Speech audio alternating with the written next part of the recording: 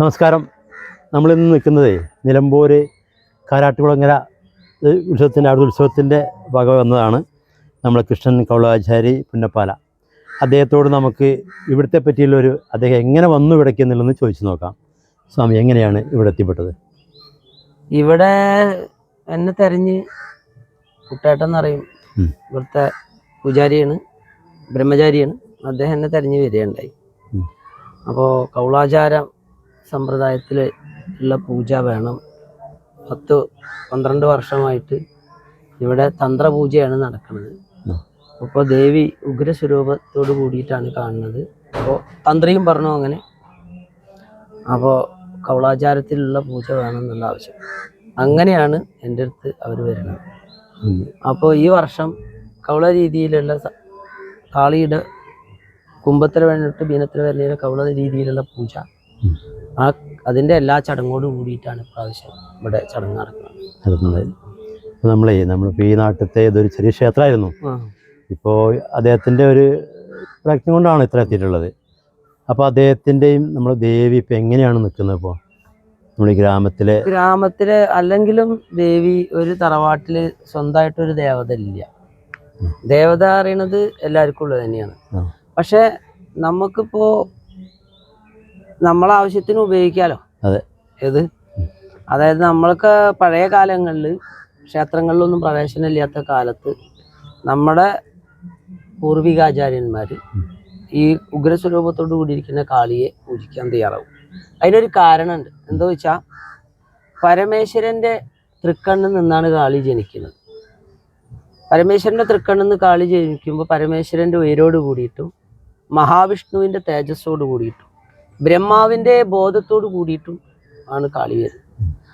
അപ്പോൾ ആ കാളി ദാരികനെ വധിക്കാൻ വേണ്ടി ജന്മെടുക്കുമ്പോൾ 30 മുക്കോടി ദേവതകളും ഈ കാളിക്ക് പടകളായിട്ടാണ് വരുന്നത്. ഭൂമിയിലെ എല്ലാ ദേവതാകളും ഭൂതഗണങ്ങളും യക്ഷഗന്ധർവ കിന്നരും ഒക്കെ ദേവിക്ക് യുദ്ധത്തിന് പടകളായിട്ട് വരികയാണ്.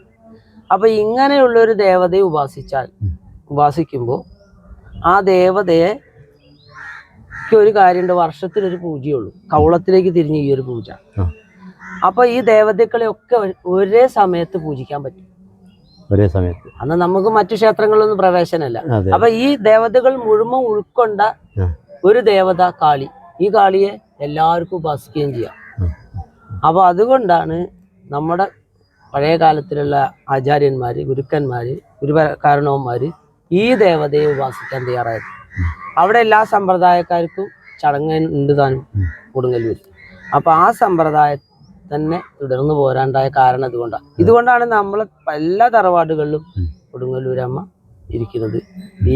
ഈ ഒരു മാസത്തെ പൂജ കഴിഞ്ഞ് കഴിഞ്ഞാൽ അവരെല്ലാവരും അവരുടെ കർമ്മത്തിലേക്ക് പോവുകയും പിന്നെ അടുത്ത വർഷം വീണ്ടും ഒരു പൂജ. പിന്നെ ഇവർക്ക് വേറൊരു ദേവതയുടെ മുന്നിലും പോകേണ്ട ആവശ്യമില്ല. കാരണം എല്ലാ ദേവതകളും ഈ കാളിയിലൂടെ അവര് മുന്നിലേക്ക് വടക്കം വാതിക്കലെ മണ്ഡപമാണെങ്കിലും തറയാണെങ്കിലും വടക്കം വാതിക്കൽ പത്മട്ട് 64 പത്മട്ട്, ആ പത്മത്തിലേക്ക് ഈ 30 മുക്കോടി ദേവതകളെയും വിളിച്ച് 64 കലകളിലൂടെ ദേവതകളെയും വിളിച്ചിരുത്തി അതിൻ്റെ മുന്നിൽ ഈ ത്രിമൂർത്തി ദേവതാ സ്വരൂപത്തിൽ ഒരു കാളിക്ക് ഗുരുതി അർപ്പണം നടത്തുമ്പോൾ എല്ലാ ദേവതകളെ മുന്നിലും തൊഴുകാനും നമസ്കരിക്കാനും അവരുടെ പ്രസന്നഭാവത്തെ സ്വീകരിക്കാനും സാധിക്കും. അപ്പോൾ നമ്മൾ ഈ ഗ്രാമത്തിലെ എല്ലാ ആളുകൾക്കും ഈ ക്ഷേത്രം കൊണ്ട് ഉയർച്ച ഉണ്ടാവുള്ളൂ. ഈ നടക്കിൽ വന്ന് പ്രാർത്ഥിച്ചു കഴിഞ്ഞാൽ എല്ലാ കാര്യങ്ങളും സാധിക്കും എന്നുള്ളതാണ്. ഇവിടുത്തെ നാട്ടുകാർക്ക് ഒരു ഭാഗ്യം കിട്ടിയത് എന്താന്ന് വെച്ചാൽ ഇവിടുത്തെ ഈ ഇപ്പത്തെ തലമുറയിലുള്ള അദ്ദേഹം ഈ കുടുംബ പാരമ്പര്യത്തോട് കൊടുക്കുന്ന ക്ഷേത്രം നശിച്ചു പോയിട്ട് ഇത് ഉയർത്തിക്കൊണ്ടുവരിക എന്നുള്ള ദൃഢനിശ്ചയത്തോടു കൂടി ഇതിനു വേണ്ടി ആ ജീവിതം മാറ്റി വെച്ച ആളാണ്. അതെ, ഞങ്ങൾ കുട്ടേട്ടെന്ന് വിളിക്കും. അദ്ദേഹത്തിന് വേണ്ടി കുഴിഞ്ഞ ആളാണ്. അതിന്റെ തേജസ് ഇത് ഇവിടെ കൃത്യമായിട്ടുണ്ട്. പിന്നെ എല്ലാ നാട്ടുകാരുടെയും എല്ലാ ആൾക്കാർക്കും വേണ്ടിയിട്ടുള്ള അദ്ദേഹത്തിന്റെ പ്രവർത്തനം. ഇപ്പൊ ദേവത കുലത്തിന്റെ ഒരു അകത്തിരിക്കുന്ന ദേവതയാണെങ്കിലും പാലക്കൊമ്പ് പറയുന്ന ഒരു ചടങ്ങുണ്ടാവും. ഞാൻ ചോദിക്കാൻ പോയായിരുന്നു. ഇക്കൊല്ലം നമ്മള് പ്രത്യേക ഒരു ചടങ്ങാണ് പാലക്കൊമ്പ് എന്നുണ്ട്. അപ്പൊ എന്താ നമ്മൾ കൗളാചാരത്തേക്ക് വരുമ്പോ അങ്ങനെയല്ലേ ആചാരങ്ങൾ ഉണ്ടാവുമോ? കൗളാചാരം അതല്ല, നമ്മളെ അകത്ത് ആണല്ലോ നമ്മൾ സാധാരണ നമ്മളെ കുടുംബദേവതേനെ പൂജിക്കുക. പൂജിക്കുക. അപ്പൊ നമ്മളോട് ചുറ്റിപ്പറ്റിയിട്ടുള്ള ആൾക്കാരൊക്കെ നമ്മളായിട്ട് ജീവിക്കുന്ന ആൾക്കാരൊക്കെ ഉണ്ടാവും. അതെ. അവർക്കും ഒക്കെ ഈ ദേവതയുടെ അനുഗ്രഹം കിട്ടണം, ആ. അവരുടെ ദുരിതങ്ങളൊക്കെ തീരണം. അതെ.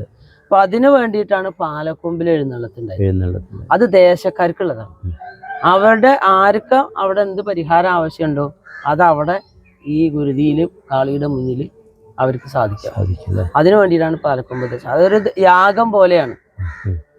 ഒരു പാലക്കൊമ്പ് പറയുന്നത് ശരിക്കും ഒരു ദേശത്തിന്റെ യാഗം പോലെയാണ്. എല്ലാ ദേശക്കാരും പങ്കെടുക്കുകയും അതിന്റെ കർമ്മം കൃത്യതയോടുകൂടി നടക്കുകയും ചെയ്യുമ്പോൾ അതിന്റെ ഫലം അവിടെ കാണും.